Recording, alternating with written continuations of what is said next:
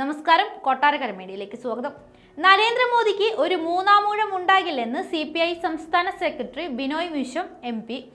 ഇടതുപക്ഷത്തിന്റെ വിജയം പ്രാധാന്യമാണ് എന്നും ഇടത് MP-മാരാകും വരുന്ന പാർലമെന്റിൽ നിർണായകമാകുമെന്നും അദ്ദേഹം പറഞ്ഞു. തിരുവനന്തപുരത്ത് പത്രപ്രവർത്തക യൂണിയന്റെ മുഖാമുഖം പരിപാടിയിൽ സംസാരിക്കുകയായിരുന്നു അദ്ദേഹം. ഇടതുപക്ഷം മത്സരിക്കുന്നത് RSS BJP വരവിനെ ചെറുക്കാൻ ഇന്ത്യ സഖ്യത്തിന് ശക്തി പകരാനാണ്. തൂക്ക് പാർലമെന്റ് വന്നാൽ അദാനിമാർ രംഗത്തിറങ്ങും. അതിൽ വീണു പോകാത്ത എത്ര കോൺഗ്രസുകാർ ഉണ്ടാകും?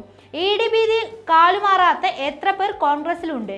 രാവിലത്തെ കോൺഗ്രസുകാർ ഉച്ചയ്ക്ക് BJP ആകുന്നു.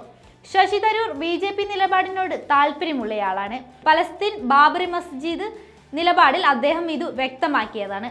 അങ്കമാലി റെയിൽവേ സ്റ്റേഷനിലെ ബോർഡിന് കീഴെ കാലടിയിലേക്ക് പോകാൻ ഇവിടെ ഇറങ്ങുക എന്ന് എഴുതി വെക്കുന്ന പോലെയാണ് പുതിയ കാലത്തെ കോൺഗ്രസ്.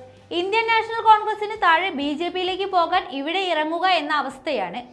തിരുവനന്തപുരത്തെ BJP സ്ഥാനാർത്ഥി വൻ പണക്കാരനാണ്. പക്ഷേ സ്വത്ത് വിവരം സമർത്ഥമായി മറച്ചുവെച്ചെന്ന് എല്ലാവരും പറയുന്നു. രാഷ്ട്രീയത്തിന്റെ മൂല്യമാണ് ഇവിടെ നഷ്ടപ്പെടുന്നത്. കേരള സ്റ്റോറി പ്രദർശിപ്പിക്കാൻ ഇറക്കുന്ന ചില ബിഷപ്പുമാരുണ്ട്. അവർ RSSന്റെ വിചാരധാര വായിക്കണം. ഭൂരിപക്ഷം ബിഷപ്പുമാരും ആ വഴിക്ക് പോകുന്നവരല്ല.